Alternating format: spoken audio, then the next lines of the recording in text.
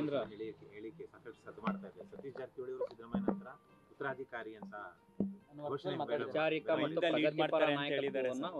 ಅಲ್ಲ, ಉತ್ತರಾಧಿಕಾರಿ ಅಂತ ಹೇಳಿದಾರ. ಐಂದ ಲೀಡ್ ಮಾಡ್ತಾರೆ ಅಂತ ಸರ್. ಸಿದ್ದರಾಮಯ್ಯ ಅವ್ರ ವಯಸ್ಸಾಯ್ತು,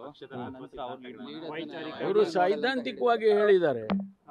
ಸೈದ್ಧಾಂತಿಕವಾಗಿ ಆ ದಾರಿಯಲ್ಲೇ ಹೋಗ್ತಾರೆ ಸತೀಶ್ ಜಾರಕಿಹೊಳಿ ಅವರು ಅಂತ ಹೇಳಿ. ಯಾಕೆಂದ್ರೆ ಅವ್ರ ಹಿಂದೆ ತಮಗೆ ಜ್ಞಾಪಕ ಇದೆಯಾ ಇಲ್ಲ ಗೊತ್ತಿಲ್ಲ, ಅಹಿಂದ ಪ್ರಾರಂಭ ಮಾಡಿದಾಗ ಸತೀಶ್ ಜಾರಕಿಹೊಳಿ ಅವರು ಕೂಡ ಬಹಳ ಮುಖ್ಯವಾದ ಪಾತ್ರ ವಹಿಸಿದ್ರು.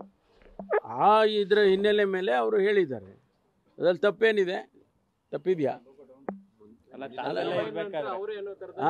ತಾವೆಲ್ಲ ಸೀನಿಯರ್ ಲೀಡರ್ ಇರ್ಬೇಕಾದ್ರೆ ಅವ್ರ ಅಲ್ಲ, ಈಗ ಚರ್ಚೆ ಸರ್. ಈಗ ನನಗೆ ಅನ್ಸೋದು ಅದು ಲೀಡರ್ಶಿಪ್ಪಿನ ಲೆಕ್ಕದಲ್ಲಿ ಮಾತಾಡಿಲ್ಲ ಅವರು. ಅವ್ರು ಮಾತಾಡಿದ್ದು ಸರ್ಕಾರದ ಪಕ್ಷದ ಬದ್ಧತೆ ಬಗ್ಗೆ, ಸಮಾಜದ ಬದ್ಧತೆ ಬಗ್ಗೆ ಮಾತಾಡಿದ್ದಾರೆ.